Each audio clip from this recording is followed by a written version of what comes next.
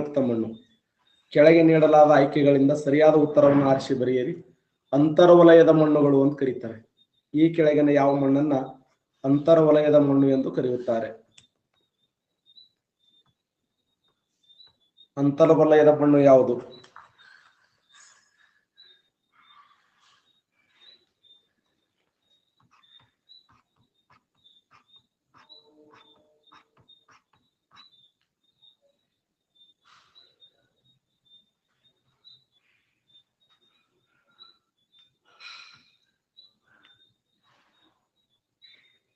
ಸರಿಯಾಗಿರುವಂತ ಉತ್ತರ ACD. Right answer.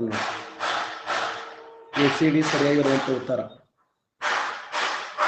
ಜೌಗು ಮಣ್ಣಾಗಿರಬಹುದು, ಹುಲ್ಲುಗಾವಲು ಮಣ್ಣಾಗಿರಬಹುದು, ಲವಣಯುಕ್ತ ಮಣ್ಣಾಗಿರಬಹುದು.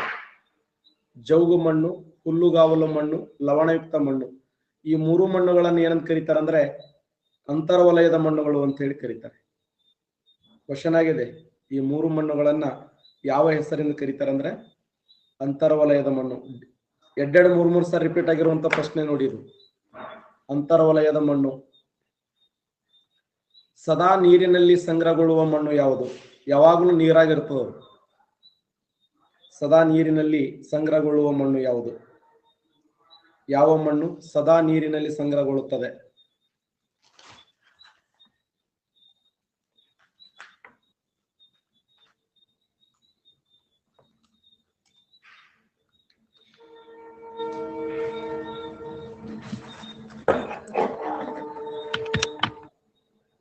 ಜೌಗು ಮಣ್ಣು ನೋಡಿ. ಜೌಗು ಮಣ್ಣು. ಅಂತಾರಾಷ್ಟ್ರೀಯ ವಿಮಾನ ನಿಲ್ದಾಣಗಳ ಸಂಖ್ಯೆ ಎಷ್ಟು ಪ್ರೆಸೆಂಟ್ ಅಂದ್ರ ದೇಶದಲ್ಲಿ 35 ಅಂತಾರಾಷ್ಟ್ರೀಯ ವಿಮಾನ ನಿಲ್ದಾಣಗಳನ್ನು ನೋಡ್ತೀವಿ.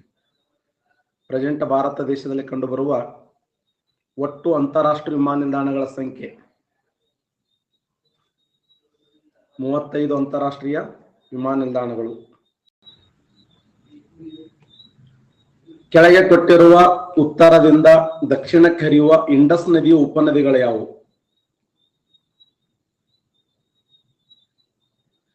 ಚೀನಾಬ್, ಜೀಲಂ, ರಾವಿ, ಸಟ್ಲೇಜ್.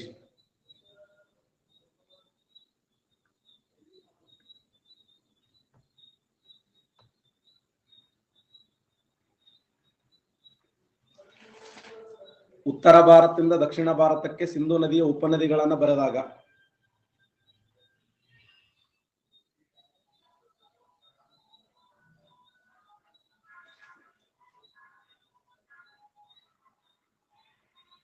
ಬರೀ 18% ಕರೆಕ್ಟ್ ಆನ್ಸರ್ ಮಾಡಿರಿ ನೋಡಿ.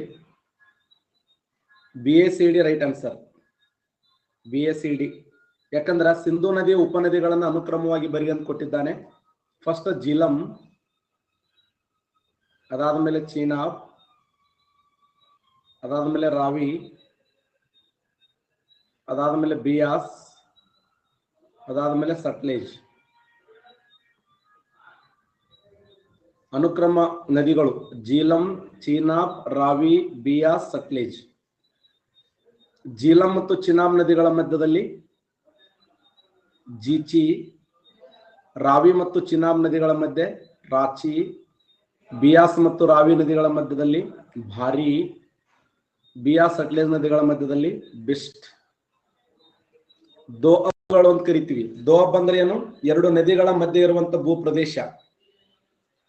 ಎರಡು ನದಿಗಳ ಮಧ್ಯೆ ಇರುವಂತ ಭೂಪ್ರದೇಶಗಳನ್ನು ಏನಂತ ಕರೀತಾರೆ ಅಂದ್ರೆ ದೋಅಬ್ ಪ್ರದೇಶಗಳು ಅಂತ ಕರೀತಾರೆ. ದೋಅಬ್ ಪ್ರದೇಶಗಳು ಇಂಪಾರ್ಟೆಂಟ್. ಎರಡು ನದಿಗಳ ಮಧ್ಯೆ ಕಂಡು ಬರುವಂತ ಭೂಪ್ರದೇಶವನ್ನ ದೋಅಬ್ಗಳು ಎಂದು ಕರೆಯುತ್ತಾರೆ.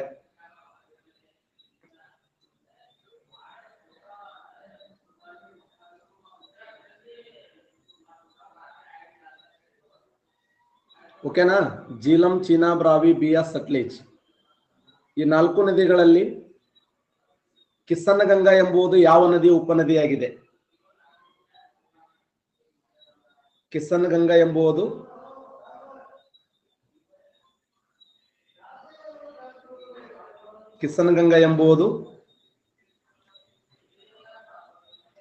ಯಾವ ನದಿಯ ಉಪನದಿಯಾಗಿದೆ? ಕಿಸನ್ ಗಂಗಾ ಎಂಬುದು ಜೀಲಂ ನದಿಯ ಉಪನದಿಯಾಗಿದೆ ನೋಡಿ. ಕಿಸನ್ಗಂಗಾ ಎಂಬುದು ಯಾವ ನದಿಯ ಉಪನದಿಯಾಗಿದೆ ಅಂದ್ರೆ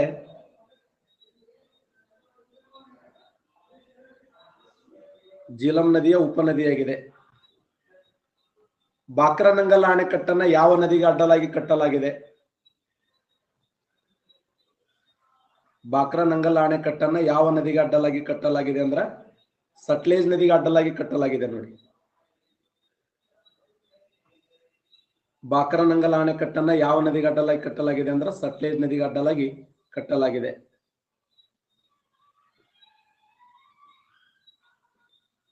ಬೆಟ್ಟಗಳು ಮತ್ತು ಪ್ರದೇಶಗಳು. ಯಲಕ್ಕಿ ಬೆಟ್ಟಗಳು ಕೋರಮಂಡಲ ತೀರ, ಕೈಮೂರು ಬೆಟ್ಟಗಳು ಕೊಂಕಣಿ ತೀರ, ಮಹದೇವ ಬೆಟ್ಟಗಳು ಮಧ್ಯ ಭಾರತ, ಮಿಕ್ಕಿರಿ ಬೆಟ್ಟಗಳು ಈಶಾನ್ಯ ಬೆಟ್ಟ.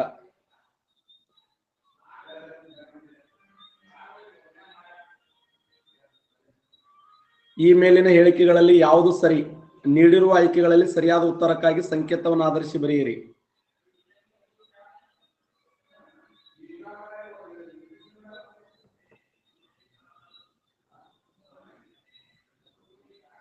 ಆನ್ಸರ್ ಮಾಡ್ತೀರಿ?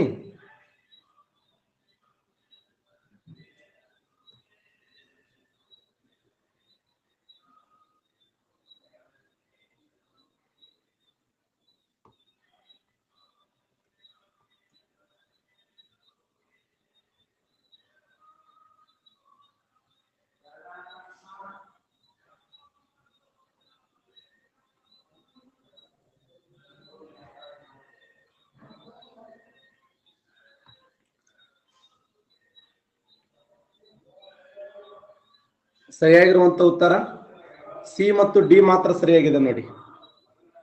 ಸಿ ಮತ್ತು ಡಿ ಮಾತ್ರ ಸರಿಯಾಗಿದೆ. ಯಾಕಂದ್ರೆ ಯಲಕ್ಕಿ ಬೆಟ್ಟಗಳು ಎಲ್ಲಿ ಕಂಡು ಬರ್ತಾವ ಅಂದ್ರೆ ಮಲಬಾರ ತೀರದಲ್ಲಿ ಕಂಡು ಬರ್ತವೆ. ಮಲಬಾರ ತೀರಕ್ಕೆ ಹೊಂದಿಕೊಂಡು ಯಲಕ್ಕಿ ಬೆಟ್ಟಗಳು. ಕೈಮೂರು ಬೆಟ್ಟಗಳು ಎಲ್ಲಿ ಬರ್ತಾವ ಗೊತ್ತಾ? ಎಲ್ಲಿ ಬರ್ತಾವ ಕೈಮೂರು ಬೆಟ್ಟಗಳು? ಕೈಮೂರು ಬೆಟ್ಟಗಳು ಎಲ್ಲಿ ಬರ್ತವೆ? ವಿಂಧ್ಯ ಪರ್ವತ ಮತ್ತು ಸಾತ್ಪುರ ಶ್ರೇಣಿಗಳ ಮಧ್ಯೆ ಕಂಡು ಬರ್ತವೆ. ವಿಂಧ್ಯ ಪರ್ವತ ಮತ್ತು ಸಾತ್ಪುರ ಶ್ರೇಣಿಗಳ ಮಧ್ಯದಲ್ಲಿ ಕಂಡುಬರುವಂತ ಕೈಮೂರು ಬೆಟ್ಟಗಳು.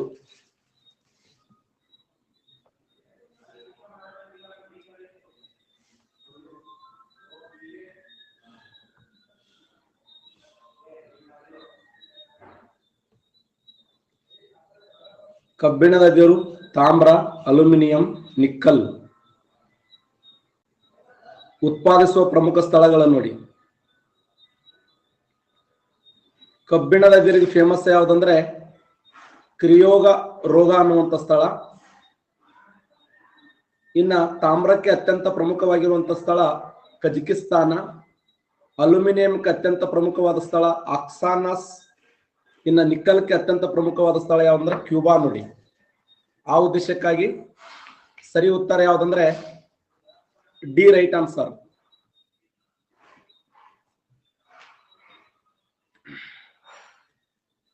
ಯಾವುದು ಸರಿಯಾಗಿ ಹೊಂದಾಣಿಕೆಯಾಗಿಲ್ಲ? ಯಾವುದು ಸರಿಯಾಗಿ ಹೊಂದಾಣಿಕೆಯಾಗಿಲ್ಲ?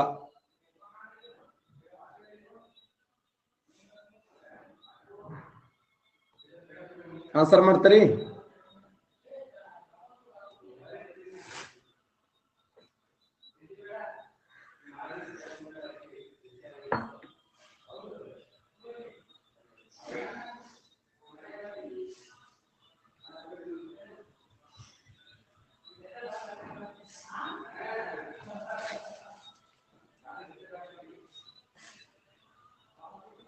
ಯಾವುದು ಸರಿಯಾಗಿ ಹೊಂದಾಣಿಕೆಯಾಗಿಲ್ಲ ಅಂತಂದ್ರೆ ಎ ಹೊಂದಾಣಿಕೆ ಆಗಿಲ್ಲ ನೋಡಿ.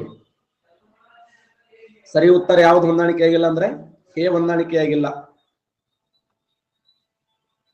ಲಂಡನ್ ಥೇಮ್ಸ್ ನದಿ ಕರೆಕ್ಟ್ ಇದೆ, ನ್ಯೂಯಾರ್ಕ್ ಹಡ್ಸನ್ ನದಿ ಕರೆಕ್ಟ್ ಇದೆ, ವಿಯೆನ್ನಾ ಡ್ಯಾನ್ಯೂಬ್ ನದಿ ಕರೆಕ್ಟ್ ಇದೆ, ಆಸ್ಟ್ರಿಯಾ ದೇಶದ ವಿಯೆನ್ನಾ. ಹಾಗಾದ್ರೆ ಬರ್ಲಿನ್ ಅನ್ನೋದು ಯಾವ ನದಿಯ ದಡದ ಮೇಲೆ ಇದೆ? ಬರ್ಲಿನ್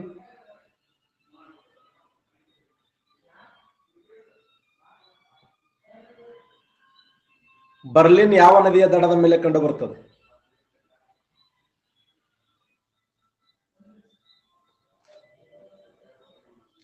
ವಿಯೆನ್ನಾ ಡ್ಯಾನ್ಯೂಬ್ ಕರೆಕ್ಟ್ ಇದೆ, ವಿಯೆನ್ನಾ ಆಸ್ಟ್ರಿಯಾ ದೇಶದಲ್ಲಿ. ಬರ್ಲಿನ್ ಯಾವುದರ ರಾಜಧಾನಿ ಯಾರು ಹೇಳ್ತಾರೆ? ಬರ್ಲಿನ್ ಎಂಬುದು ಯಾವುದರ ರಾಜಧಾನಿ? ಎಕ್ಸಲೆಂಟ್. ಬರ್ಲಿನ್ ಅನ್ನೋದು ಯಾವುದರ ರಾಜಧಾನಿ ಅಂದ್ರ ಇದು ಜರ್ಮನಿ ದೇಶದ ರಾಜಧಾನಿಯಾಗಿದೆ ಬರ್ಲಿನ್, ಫೇಮಸ್ ಇದು. ಹಾಗಾದ್ರೆ ಬರ್ಲಿನ್ ಯಾವ ನದಿಯ ದಡದ ಮೇಲೆ ಕಂಡು ಬರ್ತದೆ?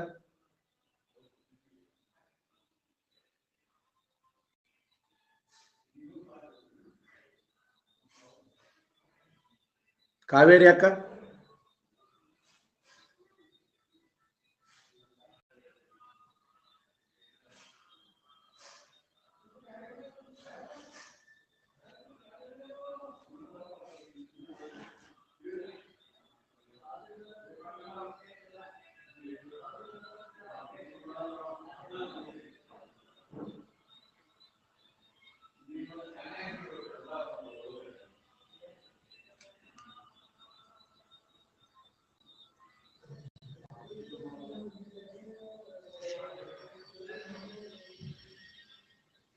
ಸ್ಟೈನ್ ನದಿನೇ ಅಲ್ಲ.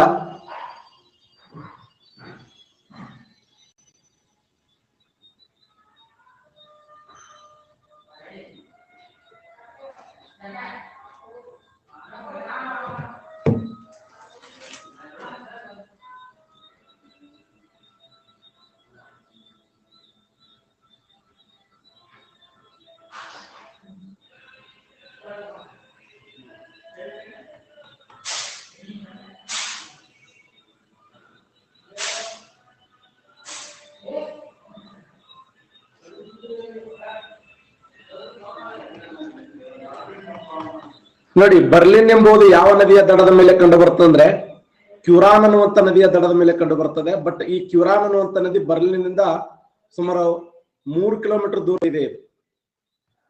ಕ್ಯುರಾನ್ ಅನ್ನುವಂತ ನದಿ.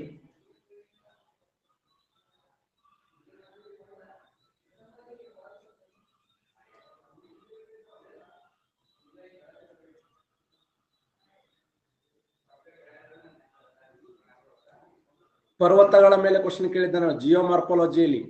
ಮಡಿಕೆ ಪರ್ವತಗಳು, ಮೇಲೆತ್ತರಿಕೇರಿಸಿದ ಪರ್ವತಗಳು, ಕಪ್ಪು ಪರ್ವತಗಳು, ಸ್ತರದೋಷ ಪರ್ವತಗಳು, ಜ್ವಾಲಾಮುಖಿಯ ಪರ್ವತಗಳು,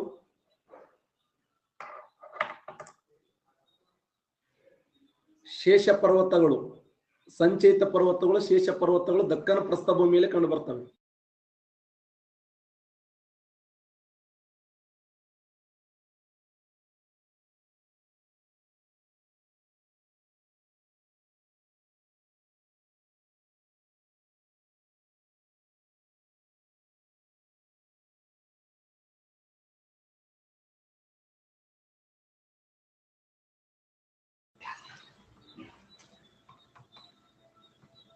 ನೋಡಿ, ಸುತ್ತಲ ಪ್ರದೇಶಕ್ಕಿಂತ ಎತ್ತರವಾಗಿದ್ದು ಕಡಿದಾದ ಇಳಿಜಾರನ್ನು ಹೊಂದಿರುವಂತ ಭೂ ಪ್ರದೇಶವನ್ನ ಪರ್ವತ ಅಂತ ಕರಿತೀವಿ.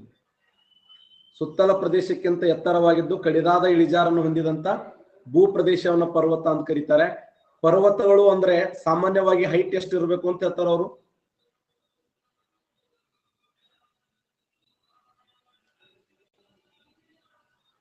ಎಕ್ಸಲೆಂಟ್. ಸಾಮಾನ್ಯವಾಗಿ ಸಮುದ್ರ ಮಟ್ಟದಿಂದ 900 ಮೀಟರ್ಗಿಂತ ಜಾಸ್ತಿ ಇರಬೇಕಂತ ಹೇಳ್ತಾರೆ ನೋಡಿ. 900 ಮೀಟರ್ಗಿಂತ ಸಮುದ್ರ ಮಟ್ಟದಿಂದ 900 ಮೀಟರ್ಗಿಂತ ಹೆಚ್ಚಾಗಿತ್ತಂದ್ರೆ ಅದನ್ನ ಏನ್ ಕರೀತಾರೆ ಅಂದ್ರೆ ಪರ್ವತ ಅಂತ ಹೇಳಿ ಕರೀತಾರೆ. ಹಲವು ಪರ್ವತಗಳು ಒಂದೇ ಸಾಲಿನಲ್ಲಿದ್ದರೆ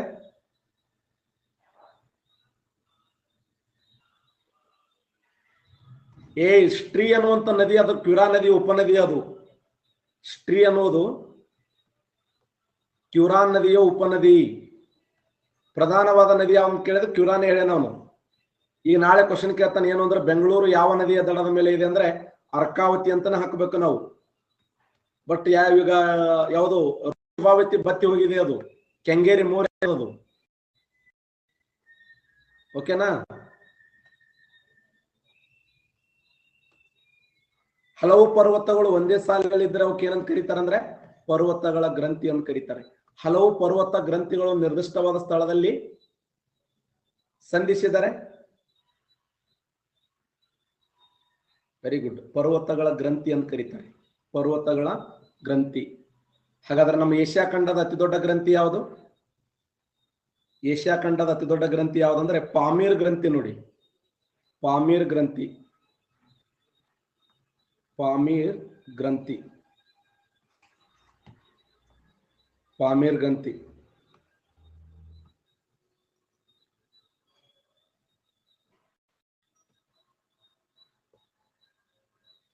ಭಾರತದ ಕೆಳಗಿನ ಯಾವ ಪ್ರದೇಶಗಳಲ್ಲಿ ಸೇಲ್ ಅನಿಲ ಸಂಪನ್ಮೂಲಗಳು ದೊರೆಯುತ್ತವೆ? ಕ್ಯಾಂಬೆ ತಾಣ ಬೇಸಿನ್, ಕಾವೇರಿ ತಾಣ basin, Krishna Godavari basin. Answer ಮಾಡ್ತಾರಿ?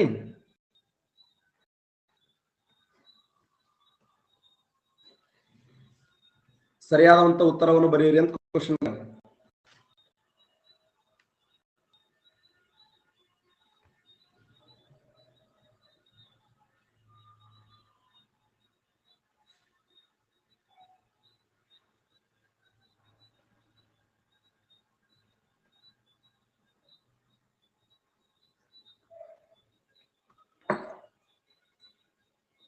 ಸರಿಯಾದಂತ ಉತ್ತರ ABC 3 ರೈಟ್ ಆನ್ಸರ್ ನೋಡಿ.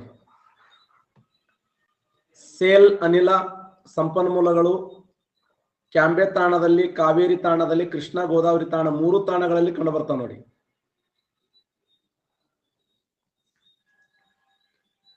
ಕೆಳಗಿನಲ್ಲಿ ಯಾವುದು ಹನಿ ನೀರಾವರಿಗೆ ಪದ್ಧತಿಗೆ ಅನುಕೂಲವಾಗಿದೆ ಅಂದ್ರ, ಒಂದು ಕಳೆಗಳ ತಗ್ಗುವಿಕೆ ಆಗಿರಬಹುದು, ಮಣ್ಣಿನ ಲವಣಾಂಶಗಳ ಕಗ್ಗುವಿಕೆ ಆಗಿರಬಹುದು. ಇನ್ನ ಮಣ್ಣಿನ ಸವಕಳಿ ತಗ್ಗುವಿಕೆ ಕೂಡ ಇದು ಅಪ್ಲೈ ಆಗ್ತದ. ಬಟ್ ಅಲ್ಲಿ ಕೊಟ್ಟಿಯಲ್ಲ, ನಾವು ಮೇಲಿನ ಯಾವುದೂ ಅಲ್ಲ ಅಂತ ಕೊಟ್ಟಾನ. ಅದಕ್ಕ ಎ ಮತ್ತು ಸಿ ಸರಿಯಾಗಿರುವಂತ ಉತ್ತರ. ಒಂದು ವೇಳೆ ABC 3 ಸರಿ ಅಂದ್ರೆ 3 ಸರಿ ಆಗ್ತಿತ್ತು. ಯಾಕಂದ್ರೆ ಮಣ್ಣಿನ ಸವಕಳಿ ತಡೆಗಟ್ಟುವ ಸಲುವಾಗಿ ಹನಿ ನೀರಾವರಿ ಯೋಜನೆಯನ್ನು ಬಳಸ್ತಾರೆ. ಹನಿ ನೀರಾವರಿ ಯೋಜನೆಯಿಂದ ಸಾಕಷ್ಟು ಲಾಭಗಳದಾವೆ. ಕಳೆ ಅಂದ್ರೆ ಏನು? ಈ ಬೆಳೆಗಿಂತ ಕಳೆಯ ಪ್ರಮಾಣ ಜಾಸ್ತಿ ಇರ್ತದೆ ನೋಡ್ರಿ. ಬೆಳೆಗಳು ಒಂದು 10 ಇದ್ರೆ ಕಳೆಗಳೇ ಜಾಸ್ತಿ ಇರ್ತವೆ.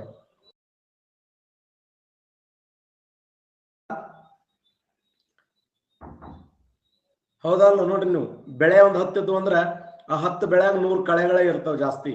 ಹುಚ್ಚುಚ್ಚಾರ ಮಾತಾಡುವ ಜಾಸ್ತಿ. ಆ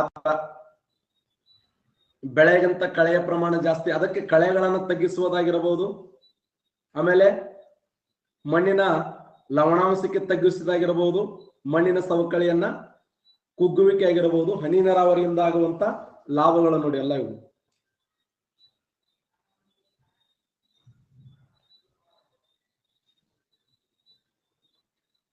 ಸೂರ್ಯನಿಂದ ಇರುವ ದೂರದ ಆಧಾರದ ಮೇಲೆ ಗ್ರಹಗಳ ಏರಿಕೆ ಕ್ರಮದಲ್ಲಿ ಬರೆಯಿರಿ ಅಂತ ಕ್ವಶನ್ ಕೇಳ್ಯಾನ.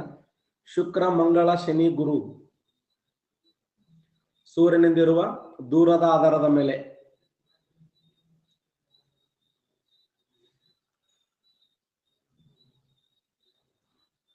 ಆನ್ಸರ್ ಮಾಡ್ತೀರಿ?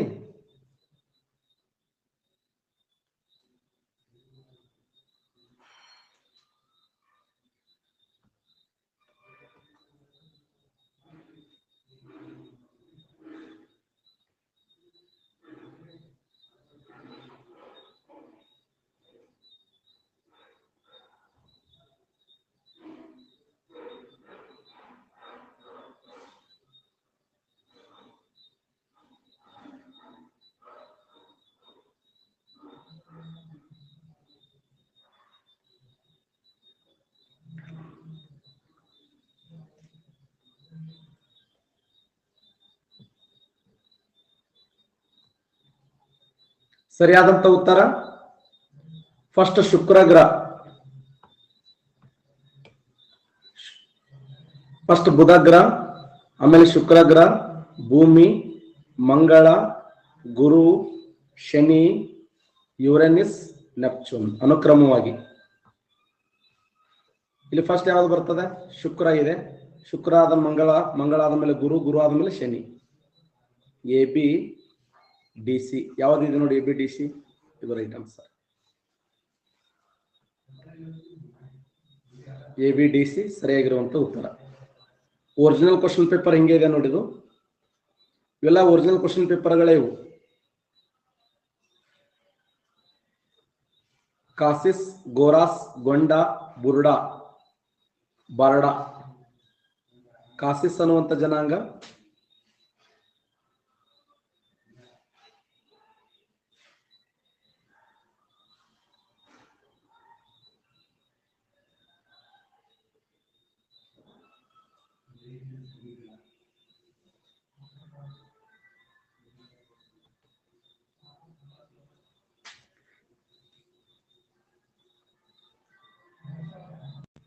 ಆನ್ಸರ್ ಮಾಡ್ತೀರಿ? ಸಿಂಪಲ್ ಇದೆ ನೋಡಿದು.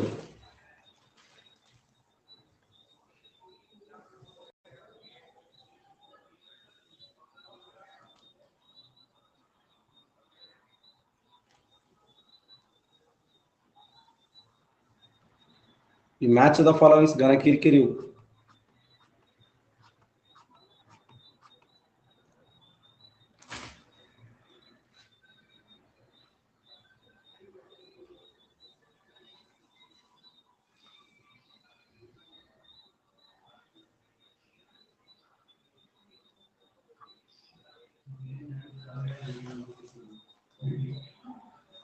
ಸರಿಯಾದಂತ ಉತ್ತರ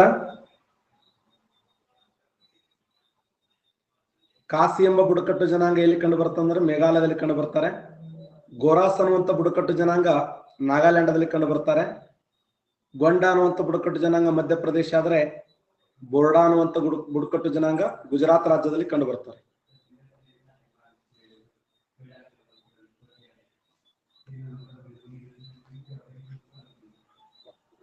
ಕಾಮ್ಟಿ, ರಾಜಮಂಡ್ರಿ,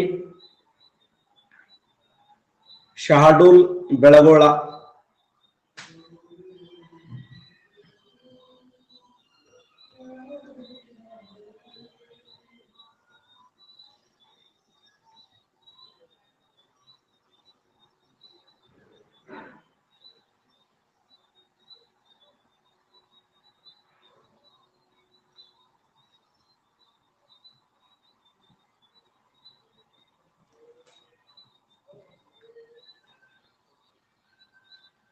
ಸರಿಯಾದಂತ ಉತ್ತರ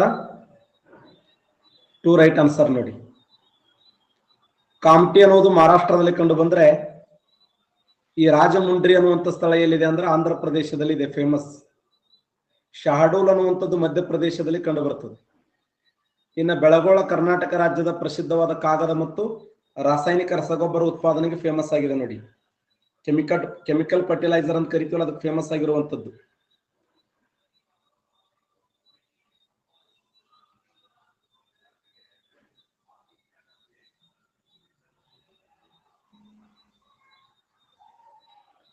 ಯಾವುದು ತಪ್ಪಾಗಿದೆ?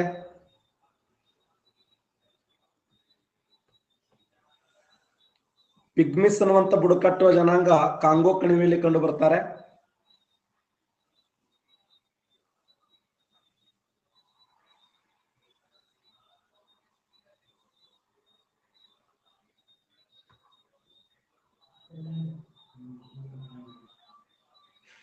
ಕಿರ್ಗಿಜ್ ಅನ್ನುವಂಥ ಬುಡಕಟ್ಟು ಜನಾಂಗ ಅಂಡೋಮಾನ್ ನಿಕೋಬಾರದಲ್ಲಿ ಕಂಡು ಬರಂಗಿಲ್ಲ ನೋಡಿ.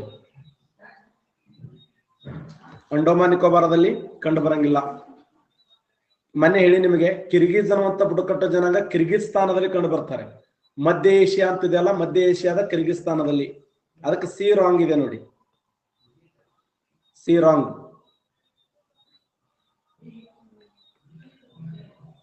ಜಿಬ್ರಾಲ್ಟ್ ಅನ್ನುವಂಥ ಜಲಮಾರ್ಗ ಯಾವ ದೇಶಗಳನ್ನು ಸಂಪರ್ಕಿಸುತ್ತದೆ? ಜಿಬ್ರಾಲ್ಟ್ ಜಲಸಂಧಿ ಯಾವುದನ್ನು ಒಂದುಗೂಡಿಸುತ್ತದೆ? Very good. ಸ್ಪೇನ್ ದೇಶ, ಮಾರೊಕ್ಕೊ ದೇಶ ಮತ್ತು ಮೆಡಿಟೇರಿಯನ್ ಸಮುದ್ರಗಳನ್ನು ಒಂದುಗೂಡಿಸ್ತದೆ ನೋಡಿ ಜಿಬ್ರಾಲ್ಟ್ ಜಲಸಂಧಿ. ಇದನ್ನ ಮೆಡಿಟೇರಿಯನ್ ಸಮುದ್ರದ ಬೀಗದ ಕೈ ಅಂತ ಕರೀತಾರೆ. ಈ ಜಿಬ್ರಾಲ್ಟ್ ಜಲಸಂಧಿ ಇದೆಯಲ್ಲ, ಜಿಬ್ರಾಲ್ಟ್ ಜಲಸಂಧಿಯನ್ನ ಮೆಡಿಟೇರಿಯನ್ ಸಮುದ್ರದ ಬೀಗದ ಕೈ ಅಂತ ಕರೀತಾರೆ. ಪ್ರಪಂಚದಲ್ಲಿ ಅತ್ಯಂತ ವಿಶಿಷ್ಟವಾಗಿರುವಂತಹ ಜಲಸಂಧಿ ಇದು ಜಿಬ್ರಾಲ್ಟ್ ಜಲಸಂಧಿ. ಇದರ ಮೆಡಿಟೇರಿಯನ್ ಸಮುದ್ರದ ಬೀಗದ ಕೈ ಎನ್ನುವರು. ಯಾವ ಜಲಸಂಧಿ ಮೆಡಿಟೇರಿಯನ್ ಸಮುದ್ರದ ಬೀಗದ ಕೈ ಎಂದು ಕರೆಯುತ್ತಾರಂದ್ರ ಜಿಬ್ರಾಲ್ಟ್ ಜಲಸಂಧಿಯನ್ನ ಮೆಡಿಟೇರಿಯನ್ ಸಮುದ್ರದ ಬೀಗದ ಕೈ ಅಂತ ಹೇಳಿ ಕರೀತಾರೆ. ಪ್ರಪಂಚದ ಅತಿ ಉದ್ದವಾದ ಜಲಸಂಧಿ ಯಾವುದು? ಉದ್ದವಾದ ಜಲಸಂಧಿ ಅಂದ್ರೆ ಮಲಕ ಜಲಸಂಧಿ. ಅತ್ಯಂತ ದೊಡ್ಡದಾದ ಜಲಸಂಧಿ, ಅತ್ಯಂತ ದೊಡ್ಡದಾದ ಜಲಸಂಧಿ ಅಂದ್ರೆ ಡೇವಿಡ್ ಜಲಸಂಧಿ ನೋಡಿ, ಡೇವಿಡ್ ಜಲಸಂಧಿ.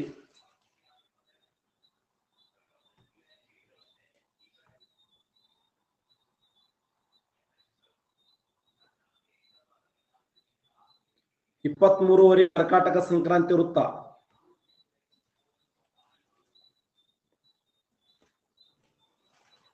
ಅನುಕ್ರಮವಾದ ಹಾದುಹೋದ ರಾಜ್ಯಗಳು.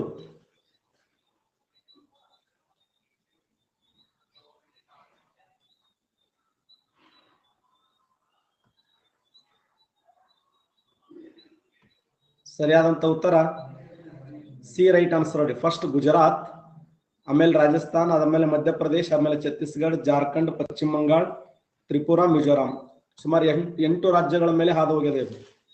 8 ರಾಜ್ಯಗಳು ಗುಜರಾತ್, ರಾಜಸ್ಥಾನ್, ಮಧ್ಯಪ್ರದೇಶ್, ಛತ್ತೀಸ್ಗಢ, ಜಾರ್ಖಂಡ್, ಪಶ್ಚಿಮ ಬಂಗಾಳ, ತ್ರಿಪುರಾ, ಮಿಜೋರಾಂ. 8 ರಾಜ್ಯಗಳ ಮೇಲೆ 23ವರೆ ಕರ್ಕಾಟಕ ಸಂಕ್ರಾಂತಿ ವೃತ್ತ ಹಾದು ಹೋಗಿದೆ. ಉತ್ತರ ಭಾರತ ಹಾಗೂ ದಕ್ಷಿಣ ಭಾರತಗಳನ್ನು ವಿಭಾಗ ಮಾಡುವ ಅಕ್ಷಾಂಶ ಇದು ಅಲ್ಲ. 23ವರೆ ಕರ್ಕಾಟಕ ಸಂಕ್ರಾಂತಿ ವೃತ್ತವನ್ನ ಟ್ರಾಫಿಕ್ ಆಫ್ ಕ್ಯಾನ್ಸರ್ ಅಂತ ಕರೀತಾರೆ. ಟ್ರಾಫಿಕ್ ಆಫ್ ಕ್ಯಾನ್ಸರ್ ಎನಿಸಿಕೊಂಡಂತ 23ವರೆ ಕರ್ಕಾಟಕ ಸಂಕ್ರಾಂತಿ ವೃತ್ತ ಟೋಟಲ್ ಎಷ್ಟು ರಾಜ್ಯಗಳ ಮೇಲೆ ಹಾದು ಹೋಗಿದೆ ಅಂದ್ರೆ 8 ರಾಜ್ಯಗಳ ಮೇಲೆ ಹಾದು ಹೋಗಿದೆ. ಓಕೆ, ಮೊನ್ನೆ ನಾನು ವಾಯು ಸಾರಿಗೆ ಬಗ್ಗೆ ಡಿಸ್ಕಸ್ ಮಾಡ್ತಾ ಇದ್ದೆ. 1900ರಲ್ಲಿ ಯುನೈಟೆಡ್ ಸ್ಟೇಟ್ ಆಫ್ ಅಮೆರಿಕದ ಓರ್ವಿಲ್ಲೆ ಮತ್ತು ವಿಲ್ಬರ್ ಅನ್ನುವಂತ ವ್ಯಕ್ತಿಗಳು ಈ ಒಂದು ವಾಯು ಸಾರಿಗೆ ಆವಿಷ್ಕಾರ ಮಾಡ್ತಾರೆ. 1903ರಲ್ಲಿ ಪ್ರಪಂಚದಲ್ಲಿ ಮೊದಲ ಬಾರಿಗೆ ವಾಯು ಸಾರಿಗೆ ಆರಂಭಗೊಂಡಿದ್ದು ಅಮೆರಿಕ ದೇಶದಿಂದ ಆರಂಭ ಆಗ್ತದೆ. ಯುನೈಟೆಡ್ ಸ್ಟೇಟ್ ಆಫ್ ಅಮೆರಿಕ ದೇಶದಿಂದ ಆರಂಭ ಆಗಿ ಎಲ್ಲಿಂದ ಎಲ್ಲಿವರೆಗೆ ಅಂದ್ರೆ ಕಿಟ್ ಹಸನದಿಂದ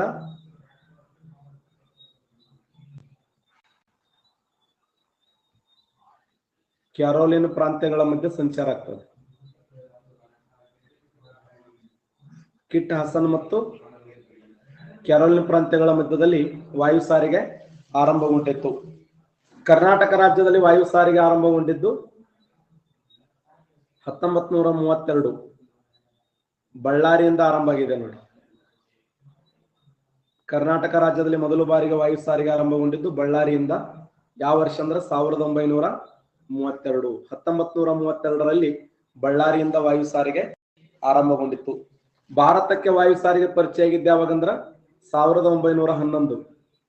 ಎಲ್ಲಿಂದ ಎಲ್ಲಿವರೆಗೆ ಅಂದ್ರೆ ಉತ್ತರ ಪ್ರದೇಶದ ಅಲಹಾಬಾದ್ದಿಂದ ಆರಂಭ ಆಗಿ ಅಲಹಾಬಾದ್ದಿಂದ ನೈನಿತಾಲಗಳ ಮಧ್ಯದಲ್ಲಿ ಹಾರಾಟ ಇತ್ತು.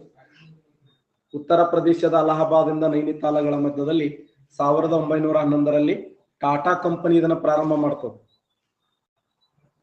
ಟಾಟಾ ಕಂಪನಿ ಇದನ್ನು ಆರಂಭ ಮಾಡಿತ್ತು. ಭಾರತಕ್ಕೆ ವಾಯು ಸಾರಿಗೆಯನ್ನು ಪರಿಚಯಿಸಿದ ಕಂಪನಿ ಯಾವ್ದು ಸಾರಿ ಕ್ವಶನ್ ಆಗಿದೆ. ಭಾರತಕ್ಕೆ ವಾಯು ಸಾರಿಗೆಯನ್ನು ಪರಿಚಯ ಮಾಡಿದ ಕಂಪನಿ ಯಾವ್ದಂದ್ರ ಟಾಟಾ ಕಂಪನಿಯವರು ಈ ಒಂದು ವಾಯು ಸಾರಿಗೆಯನ್ನ ಭಾರತಕ್ಕೆ ಪರಿಚಯ ಮಾಡಿದರು ಅಂತ. ಟಾಟಾ ಕಂಪನಿಯವರು.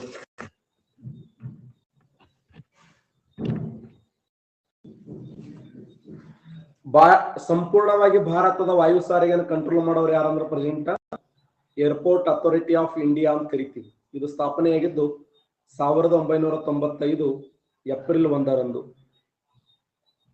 ಏಪ್ರಿಲ್ 1, 1995 ಏಪ್ರಿಲ್ 1ರಂದು ಏರ್ಪೋರ್ಟ್ ಅಥಾರಿಟಿ ಆಫ್ ಇಂಡಿಯಾ ಭಾರತದ ವಾಯು ಪ್ರಾಧಿಕಾರ ಸಂಸ್ಥೆ ಅಂತ ಕರೀತಾರೆ. ಭಾರತದ ವಾಯು ಪ್ರಾಧಿಕಾರ ಸಂಸ್ಥೆ. ಇದರ ಕೇಂದ್ರ ಕಚೇರಿ ಎಲ್ಲಿದೆ? ಭಾರತ ವಾಯು ಪ್ರಾಧಿಕಾರ ಸಂಸ್ಥೆ ಕೇಂದ್ರ ಕಚೇರಿ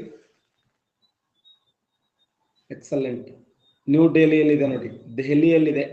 ದೆಹಲಿಯಲ್ಲಿ ಇದರ ಕೇಂದ್ರ ಕಚೇರಿ ಕಂಡು ಬರ್ತದೆ. ಇದರ ಹೆಡ್ ಕ್ವಾರ್ಟರ್ ಎಲ್ಲಿದೆ ಅಂದ್ರೆ ದೆಹಲಿ.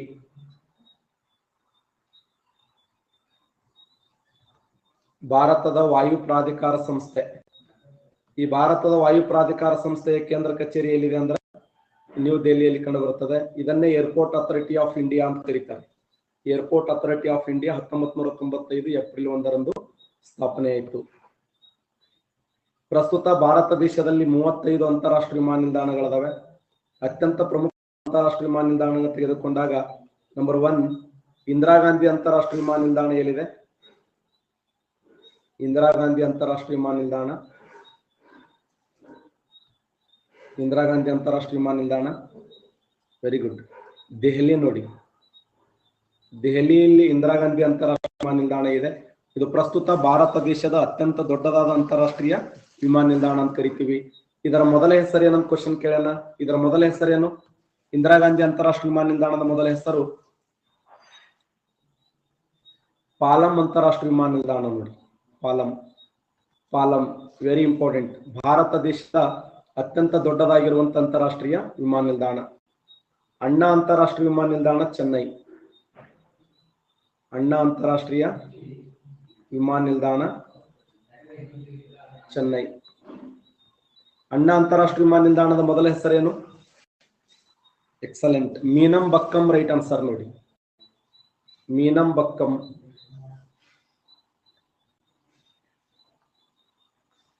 ಮೀನಂಬಕ್ಕಂ. ಅಣ್ಣಾ ಅಂತಾರಾಷ್ಟ್ರೀಯ ವಿಮಾನ ನಿಲ್ದಾಣಕ್ಕೆ ಇರುವ ಇನ್ನೊಂದು ಹೆಸರೇ ಮೀನಂಬಕ್ಕಂ ಅಂತಾರಾಷ್ಟ್ರೀಯ ವಿಮಾನ ನಿಲ್ದಾಣ. ಇದೆಲ್ಲಿದೆ ಅಂದ್ರೆ ತಮಿಳುನಾಡಲ್ಲಿ ಕಂಡು ಬರ್ತದೆ. ನೆಕ್ಸ್ಟ್, ಛತ್ರಪತಿ ಶಿವಾಜಿ ಮಹಾರಾಜ್. ಛತ್ರಪತಿ ಶಿವಾಜಿ ಮಹಾರಾಜ್. ಛತ್ರಪತಿ ಶಿವಾಜಿ ಮಹಾರಾಜ್ ಅಂತಾರಾಷ್ಟ್ರೀಯ ವಿಮಾನ ನಿಲ್ದಾಣ ಎಲ್ಲಿದೆ ಅಂದ್ರೆ ಮುಂಬೈದಲ್ಲಿದೆ ನೋಡಿ. ಇದರ ಮೊದಲ ಹೆಸರು ಸಹರಾ ಅಂತಾರಾಷ್ಟ್ರೀಯ ವಿಮಾನ ನಿಲ್ದಾಣ. ಸಹರಾ ಅಂದ್ರು ಒಂದೇ, ಸಾಂತ್ರಾ ಕೋಚ್ ಅಂದ್ರು ಒಂದೇ. ಸಾಂತ್ರಾ ಕೋಚ್. ಸಹರಾ ಅಂತಾರಾಷ್ಟ್ರೀಯ ವಿಮಾನ ನಿಲ್ದಾಣ ಅಥವಾ ಸಾಂತ್ರಾ ಕೋಚ್ ಅಂತಾರಾಷ್ಟ್ರೀಯ ವಿಮಾನ ನಿಲ್ದಾಣ ಛತ್ರಪತಿ ಶಿವಾಜಿ ಮಹಾರಾಜ ಮುಂಬೈದಲ್ಲಿ ಕಂಡು ಬರುತ್ತದೆ. ಇಂದಿರಾ ಗಾಂಧಿ ಅಂತಾರಾಷ್ಟ್ರೀಯ ವಿಮಾನ ನಿಲ್ದಾಣ ದೆಹಲಿ. ಅಣ್ಣಾ ಅಂತಾರಾಷ್ಟ್ರೀಯ ವಿಮಾನ ನಿಲ್ದಾಣ ಚೆನ್ನೈ. ಛತ್ರಪತಿ ಶಿವಾಜಿ ಮಹಾರಾಜ್ ಅಂತಾರಾಷ್ಟ್ರೀಯ ವಿಮಾನ ನಿಲ್ದಾಣ ಮುಂಬೈ. ನೆಕ್ಸ್ಟ್, ಸುಭಾಷ್ ಚಂದ್ರ ಬೋಸ್ ಅಂತಾರಾಷ್ಟ್ರೀಯ ವಿಮಾನ ನಿಲ್ದಾಣ. ಸುಭಾಷ್ ಚಂದ್ರ ಬೋಸ್ ಅಂತಾರಾಷ್ಟ್ರೀಯ ವಿಮಾನ ನಿಲ್ದಾಣ. ಈ ಸುಭಾಷ್ ಚಂದ್ರ ಬೋಸ್ ರಾಷ್ಟ್ರೀಯ ವಿಮಾನ ನಿಲ್ದಾಣ ಕಲ್ಕತ್ತಾದಲ್ಲಿದೆ ನೋಡಿ, ಕಲ್ಕತ್ತಾದಲ್ಲಿದೆ. ಇದರ ಮೊದಲ ಹೆಸರು ಏನಂದ್ರೆ ಡಮ್ ಡಮ್ ಅಂತಾರಾಷ್ಟ್ರೀಯ ವಿಮಾನ ನಿಲ್ದಾಣ ಅಂತ ಕರೀತಿದ್ರು. ಇದು ಕ್ವಶನ್ ಆಗಿದೆ ನೋಡಿ. ಯಾವ ಅಂತಾರಾಷ್ಟ್ರೀಯ ವಿಮಾನ ನಿಲ್ದಾಣವನ್ನ ಡಮ್ ಡಮ್ ಅಂತಾರಾಷ್ಟ್ರೀಯ ವಿಮಾನ ನಿಲ್ದಾಣ ಎಂದು ಕರೆಯುತ್ತಿದ್ದರು? ಡುಮ್ ಡುಮ್ ಅಂತ ಬರೆದರಿ. ಡಮ್ ಡಮ್ ಅಂತಾರಾಷ್ಟ್ರೀಯ ವಿಮಾನ ನಿಲ್ದಾಣ ಯಾವುದು? ಮೊದಲ ಹೆಸರುಗಳನ್ನು ಬರ್ಕೊಳ್ಳಿ. ಮೊದಲ ಹೆಸರುಗಳ ಮೇಲೆ ಕ್ವಶನ್ ಕೇಳೋಣ. ದೇಶದ ಅತಿ ದೊಡ್ಡ ಅಂತಾರಾಷ್ಟ್ರೀಯ ವಿಮಾನ ನಿಲ್ದಾಣ ಅಂದ್ರ ಇಂದಿರಾ ಗಾಂಧಿ ಅಂತಾರಾಷ್ಟ್ರೀಯ ವಿಮಾನ ನಿಲ್ದಾಣ ದೆಹಲಿ. ಇನ್ನು ಅಣ್ಣಾ ಅಂತಾರಾಷ್ಟ್ರೀಯ ವಿಮಾನ ನಿಲ್ದಾಣ ಎಲ್ಲಿದೆ ಅಂದ್ರೆ ಚೆನ್ನೈದಲ್ಲಿ ಕಂಡು ಬರ್ತದೆ. ಇದರ ಮೊದಲ ಹೆಸರು ಏನಂದ್ರೆ ಮೀನಂಬಕ್ಕಂ. ಛತ್ರಪತಿ ಶಿವಾಜಿ ಮಹಾರಾಜ್ ಅಂತಾರಾಷ್ಟ್ರೀಯ ವಿಮಾನ ನಿಲ್ದಾಣ ಮುಂಬೈದಲ್ಲಿದ್ದು ಇದರ ಮೊದಲ ಹೆಸರು ಸಹರಾ ಸಾಂತ್ರಾ ಕೋಚ್. ಸುಭಾಷ್ ಚಂದ್ರ ಅಂತಾರಾಷ್ಟ್ರೀಯ ವಿಮಾನ ನಿಲ್ದಾಣ ಎಲ್ಲಿದೆ ಅಂತಂದ್ರೆ ಕಲ್ಕತ್ತಾದಲ್ಲಿದೆ. ಕರ್ನಾಟಕ ರಾಜ್ಯದ ಪ್ರಸಿದ್ಧವಾದ ಅಂತಾರಾಷ್ಟ್ರೀಯ ವಿಮಾನ ನಿಲ್ದಾಣ ಕೆಂಪೇಗೌಡ ಅಂತಾರಾಷ್ಟ್ರೀಯ ವಿಮಾನ ನಿಲ್ದಾಣ ನೋಡಿ.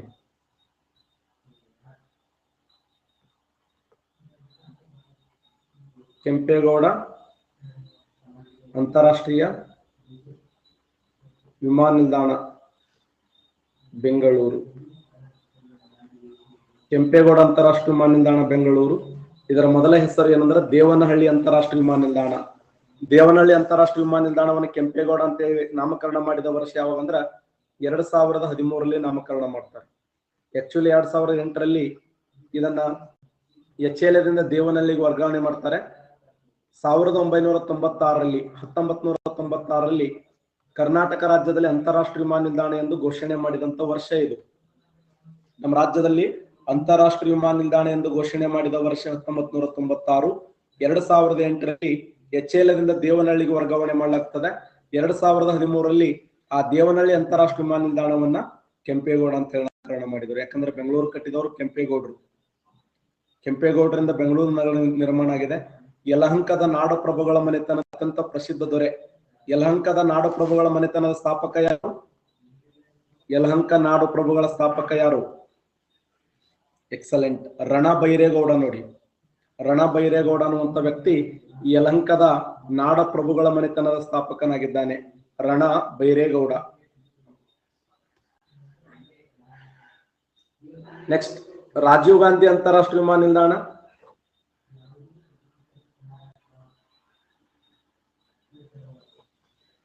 ರಾಜೀವ್ ಗಾಂಧಿ ಅಂತಾರಾಷ್ಟ್ರೀಯ ವಿಮಾನ ನಿಲ್ದಾಣ ಎಲ್ಲಿದೆ? ರಾಜೀವ್ ಗಾಂಧಿ ಪ್ರೆಸೆಂಟ್. ಎಕ್ಸಲೆಂಟ್, ಹೈದರಾಬಾದ್ ನೋಡಿ. ತೆಲಂಗಾಣದ ರಾಜಧಾನಿ. ಮೂಸಿ ನದಿಯ ದಡದ ಮೇಲೆ ಕಂಡು ಬರುತ್ತದೆ ತೆಲಂಗಾಣ.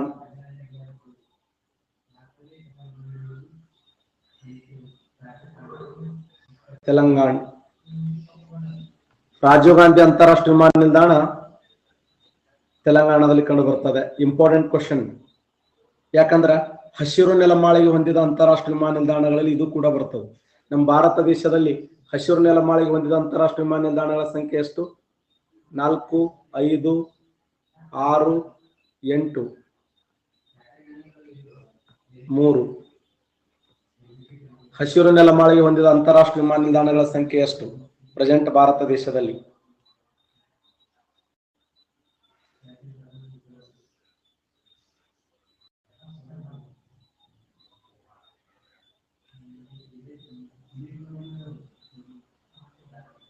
ಹಸಿರು ನೆಲಮಾಳಿಗೆ ಹೊಂದಿದ ಅಂತಾರಾಷ್ಟ್ರೀಯ ವಿಮಾನ ನಿಲ್ದಾಣಗಳ ಸಂಖ್ಯೆ ಎಷ್ಟಂದ್ರೆ ಪ್ರಸ್ತುತ ಭಾರತ ದೇಶದಲ್ಲಿ ಹಸಿರು ನೆಲಮಾಳಿಗೆ ಹೊಂದಿದ ಅಂತಾರಾಷ್ಟ್ರೀಯ ವಿಮಾನ ನಿಲ್ದಾಣಗಳ ಸಂಖ್ಯೆ 4 ನೋಡಿ.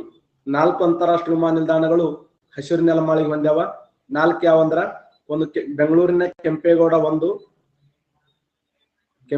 ಅಂತಾರಾಷ್ಟ್ರೀಯ ವಿಮಾನ ನಿಲ್ದಾಣ ಬೆಂಗಳೂರು 1, ರಾಜೀವ್ ಗಾಂಧಿ ಅಂತಾರಾಷ್ಟ್ರೀಯ ವಿಮಾನ ನಿಲ್ದಾಣ ಹೈದರಾಬಾದ್ ತೆಲಂಗಾಣ 1, ವಡೋದರ ಅಂತಾರಾಷ್ಟ್ರೀಯ ವಿಮಾನ ನಿಲ್ದಾಣ ಗುಜರಾತ್ 1, ಇತ್ತೀಚೆಗೆ ಒಂದು ಸ್ಥಾಪನೆಯಾಗಿದೆ ಕೇರಳ ರಾಜ್ಯದಲ್ಲಿ ಕೊಚ್ಚಿನ್ ಅಂತಾರಾಷ್ಟ್ರೀಯ ವಿಮಾನ ನಿಲ್ದಾಣ. ಕೊಚ್ಚಿನ್ ಅಂತಾರಾಷ್ಟ್ರೀಯ ವಿಮಾನ ನಿಲ್ದಾಣ ಇತ್ತೀಚೆಗೆ ಕೇರಳ ರಾಜ್ಯದಲ್ಲಿ, ಅದು ಕೂಡ ಹಸಿರು ನೆಲಮಾಳಿಗೆ ಹೊಂದಿದ ಯಾರು ಇದು ಗೊತ್ತಿಲ್ಲ ನೋಡ್ರಿ ಅನ್ನೋರು ಬರೀ ಇದೆ ಮಾಡ್ರಿ, ಓದ್ಬೇಕಪ್ಪ.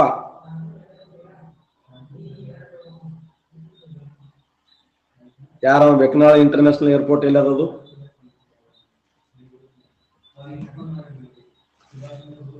ನೋಡಿ, ರಾಜೀವ್ ಗಾಂಧಿ ಅಂತಾರಾಷ್ಟ್ರೀಯ ವಿಮಾನ ನಿಲ್ದಾಣ ಎಲ್ಲಿದೆ ಅಂದ್ರೆ ತೆಲಂಗಾಣದಲ್ಲಿ. ಡಾಕ್ಟರ್ BR ಅಂಬೇಡ್ಕರ್ ಅಂತಾರಾಷ್ಟ್ರೀಯ ವಿಮಾನ ನಿಲ್ದಾಣ ಎಲ್ಲಿದೆ? BR ಅಂಬೇಡ್ಕರ್ ಅಂತಾರಾಷ್ಟ್ರೀಯ ವಿಮಾನ ನಿಲ್ದಾಣ. ಡಾಕ್ಟರ್ ಬಾಬಾ ಸಾಹೇಬ್ ಅಂಬೇಡ್ಕರ್ ಅಂತಾರಾಷ್ಟ್ರೀಯ ವಿಮಾನ ನಿಲ್ದಾಣ ಎಲ್ಲಿದೆ?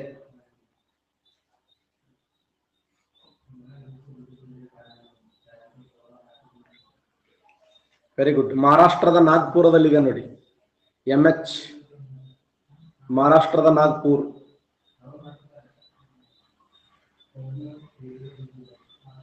ಮಹಾರಾಷ್ಟ್ರದ Nagpur.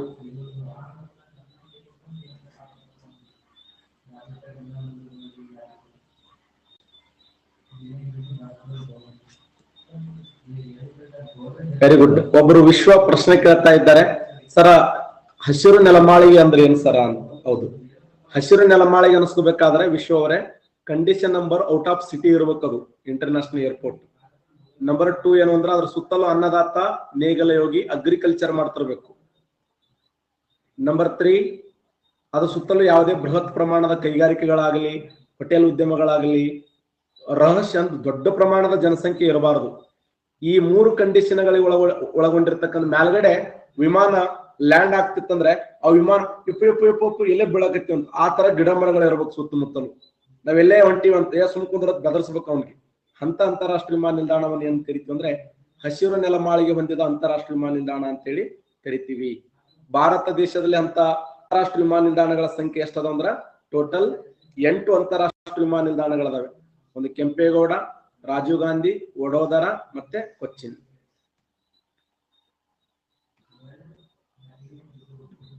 Next doctor BR Ambedkar ಅಂತಾರಾಷ್ಟ್ರೀಯ ವಿಮಾನ ನಿಲ್ದಾಣ ಮಹಾರಾಷ್ಟ್ರದ ನಾಗ್ಪುರದಲ್ಲಿದೆ. ಇಂಪಾರ್ಟೆಂಟ್ ಬರ್ಕೊಳ್ಳೆಲ್ಲ ಇದು. ನೆಕ್ಸ್ಟ್ ಬಿರ್ಸಾ ಮುಂಡಾ ಅಂತಾರಾಷ್ಟ್ರೀಯ ವಿಮಾನ ನಿಲ್ದಾಣ. ಬಿರ್ಸಾ ಮುಂಡಾ ಅಂತಾರಾಷ್ಟ್ರೀಯ ವಿಮಾನ ನಿಲ್ದಾಣ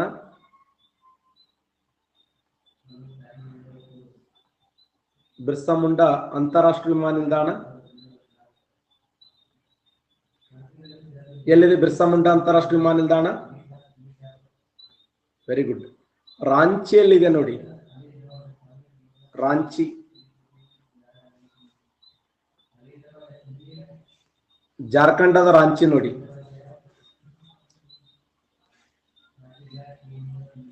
ಜಾರ್ಖಂಡ್ ರಾಜ್ಯದ ರಾಂಚಿ ಅಂತಾರಾಷ್ಟ್ರೀಯ ವಿಮಾನ ನಿಲ್ದಾಣವನ್ನ ಮಹೇಂದ್ರ ಸಿಂಗ್ ಧೋನಿ ಅವರ ಊರು. ಜಾರ್ಖಂಡ್ ರಾಜ್ಯದ ರಾಂಚಿ ಅಂತಾರಾಷ್ಟ್ರೀಯ ವಿಮಾನ ನಿಲ್ದಾಣವನ್ನ ಬಿರ್ಸಾ ಮುಂಡಾ ಅಂತಾರಾಷ್ಟ್ರೀಯ ವಿಮಾನ ನಿಲ್ದಾಣ ಎನ್ನುವರು. ಕ್ವಶನ್ ಆಗಿದೆ ನೋಡಿ. ಯಾಕಂದ್ರೆ 1899ರಲ್ಲಿ ಬ್ರಿಟಿಷರ ವಿರುದ್ಧ ಹೋರಾಟವನ್ನು ಮಾಡಿದಂತ ಮುಂಡರ ನಾಯಕ ಯಾರಂದ್ರೆ ಬಿರ್ಸಾ ಮುಂಡಾ. ಆ ಬಿರ್ಸಾ ಮುಂಡಾ ಅಂತಾರಾಷ್ಟ್ರೀಯ ವಿಮಾನ ನಿಲ್ದಾಣ ರಾಂಚಿಯಲ್ಲಿದೆ, ಜಾರ್ಖಂಡ್.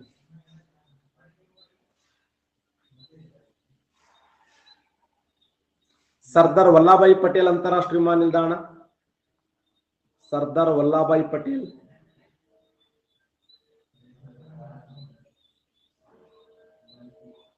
ಗುಜರಾತ್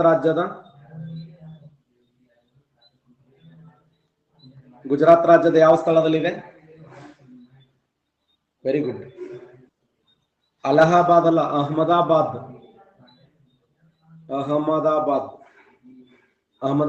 ಸರ್ದಾರ್ ವಲ್ಲಭಾಯಿ ಪಟೇಲ್ ಅಂತಾರಾಷ್ಟ್ರೀಯ ವಿಮಾನ ನಿಲ್ದಾಣ ಎಲ್ಲಿದೆ ಅಂದ್ರೆ ಗುಜರಾತ್ ರಾಜ್ಯದ ಅಹಮದಾಬಾದ್ ಅಲ್ಲಿ ಸರ್ದಾರ್ ವಲ್ಲಭಾಯಿ ಪಟೇಲ್ ಅಂತಾರಾಷ್ಟ್ರೀಯ ವಿಮಾನ ನಿಲ್ದಾಣ ಇದೆ. ರಾಜೀವ್ ಗಾಂಧಿ ಅಂತಾರಾಷ್ಟ್ರೀಯ ವಿಮಾನ ನಿಲ್ದಾಣ ತೆಲಂಗಾಣ, ಡಾಕ್ಟರ್ BR ಅಂಬೇಡ್ಕರ್ ಮಹಾರಾಷ್ಟ್ರದ ನಾಗ್ಪುರ, ಬಿರ್ಸಾ ಮುಂಡಾ ರಾಂಚಿ, ಸರ್ದಾರ್ ವಲ್ಲಭಾಯಿ ಪಟೇಲ್ ಗುಜರಾತ್ ರಾಜ್ಯದ ಅಹಮದಾಬಾದ್ ಅಂತಾರಾಷ್ಟ್ರೀಯ ವಿಮಾನ ನಿಲ್ದಾಣ. ಲಾಲ್ ಬಹದ್ದೂರ್ ಶಾಸ್ತ್ರಿ ಅಂತಾರಾಷ್ಟ್ರೀಯ ವಿಮಾನ ನಿಲ್ದಾಣ, ಲಾಲ್ ಬಹದ್ದೂರ್ ಶಾಸ್ತ್ರಿ ಅಂತಾರಾಷ್ಟ್ರೀಯ ವಿಮಾನ ನಿಲ್ದಾಣ ಎಲ್ಲಿದೆ?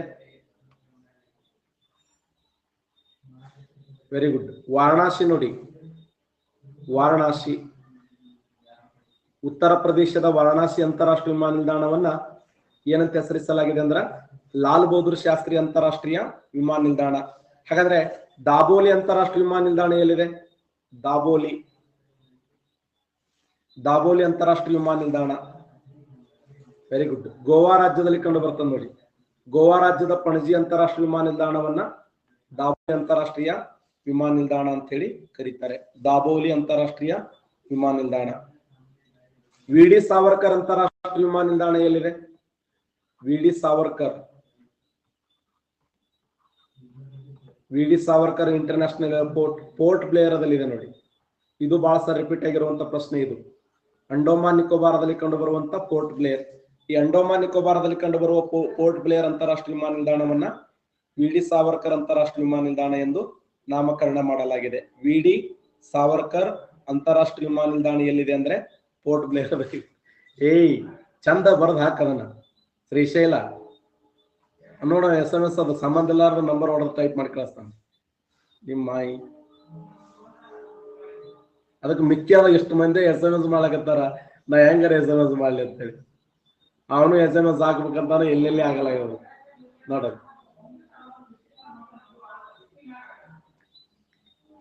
ಏ 50 ಸುಮ್ಕುಂದ್ರು ನಿಮ್ಮ.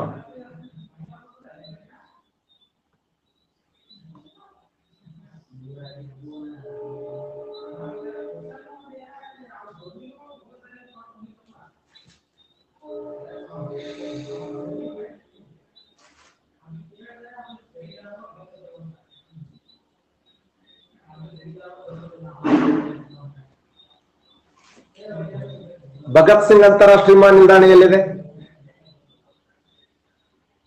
ಭಗತ್ ಸಿಂಗ್ ಅಂತಾರಾಷ್ಟ್ರೀಯ ವಿಮಾನ ನಿಲ್ದಾಣ ಎಸ್ ಚಂಡೀಗಢದಲ್ಲಿದೆ ನೋಡಿ. ಚಂಡೀಗಢ ಇವತ್ತೇನು ಪಂಜಾಬ್ ಹರಿಯಾಣದ ರಾಜಧಾನಿ ಇದೆಯಲ್ಲ, ಚಂಡೀಗಢ ಅಂತಾರಾಷ್ಟ್ರೀಯ ವಿಮಾನ ನಿಲ್ದಾಣವನ್ನ ಭಗತ್ ಸಿಂಗ್ ಅಂತಾರಾಷ್ಟ್ರೀಯ ವಿಮಾನ ನಿಲ್ದಾಣ ಎಂದು ಮರುನಾಮಕರಣ ಮಾಡಲಾಗಿದೆ. ಗೋಪಿನಾಥನ್ ಬಾರ್ಡೋಲಿ ಗೋಪಿನಾಥನ್ ಅಂತಾರಾಷ್ಟ್ರೀಯ ವಿಮಾನ ನಿಲ್ದಾಣ ಎಲ್ಲಿದೆ? ಬಾರ್ಡೋಲಿ ಗೋಪಿನಾಥನ್ ಅಂತಾರಾಷ್ಟ್ರೀಯ ವಿಮಾನ ನಿಲ್ದಾಣ ಎಸ್ ಅಸ್ಸಾಂ ರಾಜ್ಯದ ಗೌಹಾತಿ ನೋಡಿ. ಅಸ್ಸಾಂ ರಾಜ್ಯದ ಗೌಹಾತಿ. ಈ ಅಸ್ಸಾಂ ರಾಜ್ಯದ ಗೌಹಾತಿ ಅಥವಾ ಗುವಾಹಟಿ ಅನ್ನುವಂತ ಅಂತಾರಾಷ್ಟ್ರೀಯ ವಿಮಾನ ನಿಲ್ದಾಣ ಎಲ್ಲಿದೆ ಅಂದ್ರ ಗೋಪಿನಾಥನ್ ಅಂತಾರಾಷ್ಟ್ರೀಯ ವಿಮಾನ ನಿಲ್ದಾಣ. ಎಕ್ಸಲೆಂಟ್. ಚೌಧರಿ ಚರಣ್ ಸಿಂಗ್ ಅಂತಾರಾಷ್ಟ್ರೀಯ ವಿಮಾನ ನಿಲ್ದಾಣ. ಚೌಧರಿ ಚರಣ್ ಸಿಂಗ್ ಅಂತಾರಾಷ್ಟ್ರೀಯ ವಿಮಾನ ನಿಲ್ದಾಣ ಲಕ್ನೋದಲ್ಲಿದೆ ನೋಡಿ. ಉತ್ತರ ಪ್ರದೇಶದ ಲಕ್ನೋ. ಉತ್ತರ ಪ್ರದೇಶದ ಲಕ್ನೋ ಅಂತಾರಾಷ್ಟ್ರೀಯ ವಿಮಾನ ನಿಲ್ದಾಣವನ್ನ ಚೌಧರಿ ಚರಣ್ ಸಿಂಗ್ ಅಂತಾರಾಷ್ಟ್ರೀಯ ವಿಮಾನ ನಿಲ್ದಾಣ ಎಂದು ಹೆಸರಿಸಲಾಗಿದೆ. ಚೌಧರಿ ಚರಣ್ ಸಿಂಗ್ ಅಂತಾರಾಷ್ಟ್ರೀಯ ವಿಮಾನ ನಿಲ್ದಾಣ ಎಲ್ಲಿದೆ ಅಂದ್ರ ಉತ್ತರ ಪ್ರದೇಶದ ಲಕ್ನೋದಲ್ಲಿ ಕಂಡು ಬರುತ್ತದೆ. Very very important.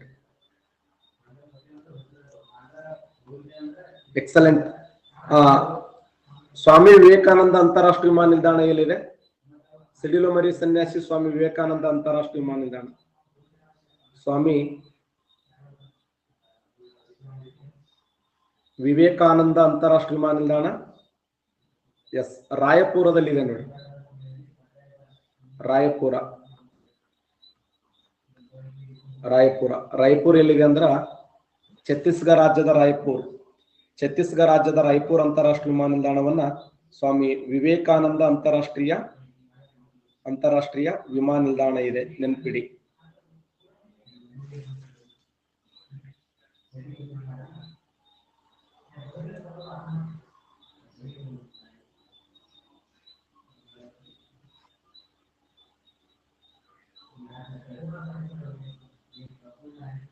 ಹಾ ವಿಶಾಲ, ಓಕೆ, ಗೊತ್ತಾಯ್ತು ಗೊತ್ತಾಯ್ತು.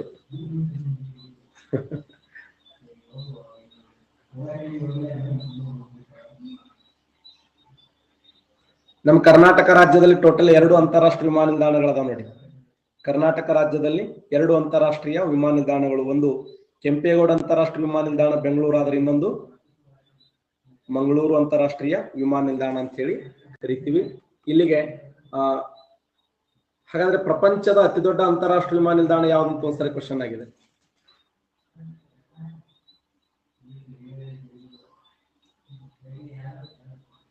ಸೌದಿ ಅರೇಬಿಯಾದಲ್ಲಿ ಕಂಡು ಬರುವ ಅದರ ಹೆಸರೇನು?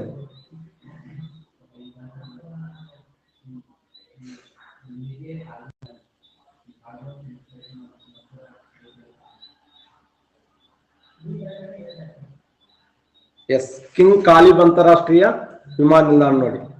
ಕಿಂಗ್ ಖಾಲಿದ್. ಈ ಕಿಂಗ್ ಖಾಲಿದ್ ಅಂತಾರಾಷ್ಟ್ರೀಯ ವಿಮಾನ ನಿಲ್ದಾಣ ಎಟ್ ಎ ಟೈಮ್ 200 ವಿಮಾನಗಳು ಹಾರಾಟ ಆಗ್ತದೆ ನೋಡಿ. ಪ್ರಪಂಚದ ಅತ್ಯಂತ ದೊಡ್ಡದಾಗಿರುವಂತಹ ಅಂತಾರಾಷ್ಟ್ರೀಯ ವಿಮಾನ ನಿಲ್ದಾಣ ಆಗಿದ್ದು ಎಟ್ ಎ ಟೈಮ್ 200 ವಿಮಾನಗಳ ಹಾರಾಟಗೊಳ್ಳುವ ಜಗತ್ತಿನ ಅತಿ ದೊಡ್ಡ ಅಂತಾರಾಷ್ಟ್ರೀಯ ವಿಮಾನ ನಿಲ್ದಾಣ ಅಂತ ಕರಿತೀವಿ.